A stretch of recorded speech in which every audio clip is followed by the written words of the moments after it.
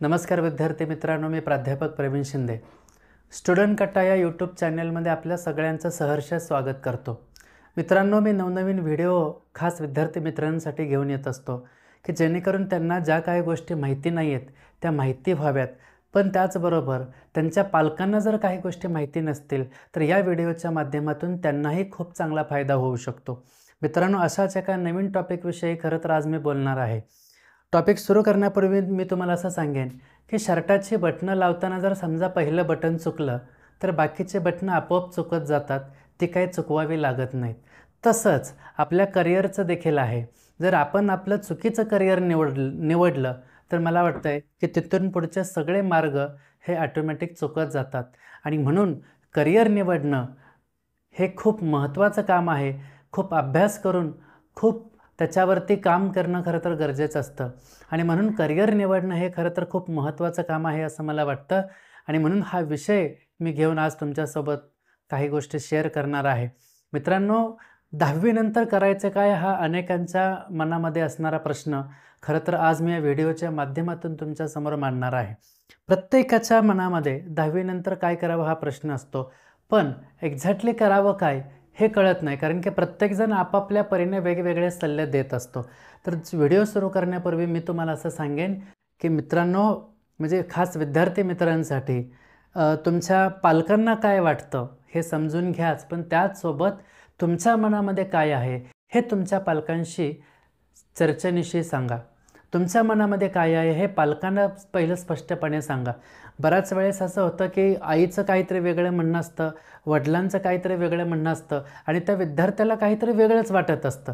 आणि ह्याच्यामध्ये होतं असं की मग करायचं काय हा खूप मोठा प्रश्न असतो. आणि जर आपण आपल्या मनाविरुद्ध जर समजा एखादी फील्ड जर निवडली तर मला नाही वाटत की आपल्याला त्याच्यामध्ये सक्सेस मिळेल.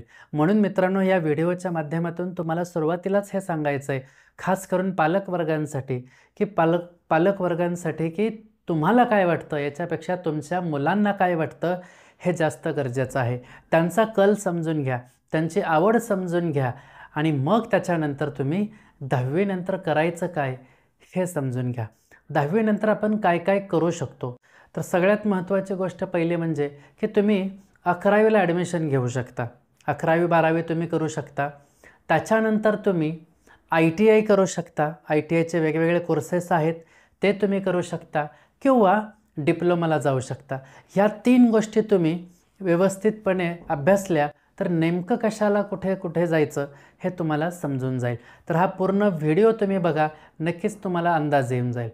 आता जर तुम्हाला 11वीला जायचं आहे तर तुम्हाला 11वीला जात असताना सायन्स, कॉमर्स आणि आर्ट ह्या 3 वेगवेगळ्या शाखा आहेत. तर नेमकं तुम्हाला कुठे जायचं आहे? आता तुमचं इंग्लिश, मॅथ्स, सायन्स चांगलं जर असेल तर मला असं वाटतं की तुम्ही सायन्सला जायला काही हरकत नाही. किंवा जर समजा तुमचं फक्त मॅथ्सच चांगलं आहे, तुम्हाला कॉमर्सशी रिलेटेड बऱ्याचशाच गोष्टी आवडतात तर तुम्ही तिकडे जा. आणि जर हे काहीच नाही तुम्हाला येत, तुमचं मराठी हिंदीत चांगलं आहे किंवा फार फार तर इंग्लिश तुमचं चांगलं आहे, तर मग तुम्ही आर्टला जायला काही हरकत नाही. तर सायन्सला गेल्यानंतर काय फायदे आहेत किंवा कुठे कुठे तुम्ही जाऊ शकता, कॉमर्सला गेल्यानंतर कुठल्या गोष्टी तुम्हाला सोप्या जातील किंवा आर्टमध्ये काय आहे हे आपण हे बघणार आहोत. आता तुम्हाला जर समजा सायन्स साईड निवडायची असेल तर तुम्ही काय काय करू शकता, तर सायन्स साईड निवडत असताना तुम्ही engineering, MBBS, BSc, MSc, MBA, pharmacy ह्या प्रकारचे वेगवेगळे कोर्स खरं तर तुम्ही इथे करू शकता. जर समजा तुम्हाला कॉमर्स करायचं आहे तर कॉमर्स करत असताना तुम्हाला BCom, MCom, BBA, MBA, CA या ठिकाणी तुम्हाला ॲडमिशन मिळू शकतं किंवा या ठिकाणी तुम्ही जाऊ शकता. जर समजा तुम्हाला आर्ट ही फॅकल्टी आवडते, मग तो मराठी हिंदी विषय असू द्या, कोणताही हिस्ट्री, जॉग्राफी असू द्या, इकॉनॉमिक्स असू द्या, तर तुम्ही काय करू शकता याच्यामध्ये आर्टमध्ये. तर जर समजा तुम्ही 12th पास झाला आर्टनी, बघा आर्टनी जर 12th पास झाला तर तुम्ही DED हा कोर्स करू शकता, जो शिक्षकाचा कोर्स आहे. तुम्ही पोलीसमध्ये स्वतःला आजमावू शकता, आर्मीमध्ये स्वतःला आजमावू शकता किंवा जर तुम्हाला आर्टमध्ये जर ग्रॅज्युएशन करायचं आहे तर BA करू शकता, MA करू शकता किंवा ज्या विद्यार्थ्यांना गव्हर्नमेंटच्या काही एक्झाम आहेत, जसं की MPSC आहे, UPSC आहे, त्या जर तुम्हाला द्यायच्या असतील तर तुम्ही सायन्स कॉमर्सकडे न जाता तुम्ही आर्ट साईडनी खूप चांगल्या प्रकारे अभ्यास करू शकता. आता हे झालं आर्ट, कॉमर्स आणि सायन्सचं. जर समजा तुम्हाला डिप्लोमा करायचं आहे तर डिप्लोमासुद्धा तुम्ही 10वी नंतर करू शकता आणि त्याच्यामध्ये पण वेगवेगळ्या काही गोष्टी आहेत डिप्लोमाच्या, त्या थोड्याशा आपण इथे बघूया. आता डिप्लोमा करत असताना diploma in engineering, diploma in 3D animation, diploma in interior decoration, diploma in agriculture, diploma in architecture, diploma in hotel management, diploma in cyber security, diploma in business administrator किंवा डिप्लोमा इन फॅशन डिझायनिंग. तर अशा वेगवेगळ्या क्षेत्रामध्ये खरं तर तुम्ही जाऊन डिप्लोमाचे वेगवेगळे कोर्सेस, तुम्हाला जिथे आवड आहे ते कोर्सेस तुम्ही इथे करू शकता. तिसरा शेवटचा महत्त्वाचा मुद्दा आहे की ITI हा सुद्धा खूप महत्त्वाचा एक ऑप्शन आहे मुलांसाठी आणि तो गव्हर्नमेंट कोर्स आहे. जर समजा तुम्हाला 10वीला चांगले मार्क्स असतील तर तुम्हीसुद्धा ITIला जाऊ शकता. आता ITIला जर तुम्हाला जायचं असेल तर त्याच्यामध्ये साधारण 6 महिन्यापासून ते 2 वर्षापर्यंतचे कोर्सेस असतात. त्याच्यामध्ये जर आपण बघितलं तर फिटर, इलेक्ट्रिशियन, वायरमॅन हे जे कोर्सेस आहेत ते 2 वर्षाचे आहेत किंवा प्लंबर असेल, वेल्डरसारखे कोर्सेस असतील तर हे आहेत एका वर्षाचे कोर्स. आता ITIमध्ये सुद्धा 2 भाग पडतात, हे फार प्रामुख्याने तुम्ही समजून घेणं गरजेचं आहे.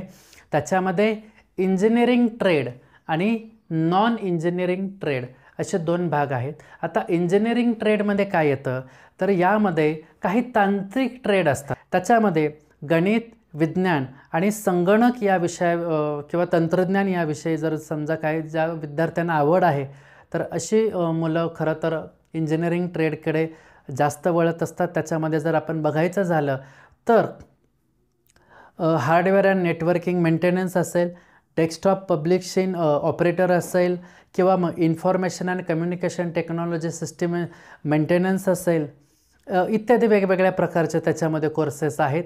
किंवा जर तुम्हाला नॉन इंजिनिअरिंग ट्रेड घ्यायचे आहेत, आता हे कोणासाठी आहेत की ज्या विद्यार्थ्यांना तांत्रिक व वैज्ञानिक विषयामध्ये अजिबात आवड नाही, अशा मुलांनासुद्धा ITIमध्ये खूप चांगली संधी मिळू शकते. तुम्ही स्वतःचं करिअर त्याच्यामध्ये चांगला कोर्स निवडून करू शकता.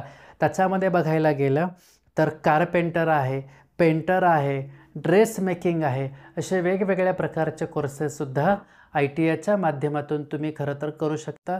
मित्रांनो, करण्याजोगं खूप आहे, फक्त करता आलं पाहिजे. आणि म्हणून मी परत एकदा सांगेन की तुम्हाला तुमचं क्षेत्र निवडायचं आहे, तुम्हाला भविष्य कशामध्ये करायचं आहे हे जर तुम्हाला माहिती नसेल तर तुम्ही चांगला सल्ला घेणं हे जास्त गरजेचं आहे.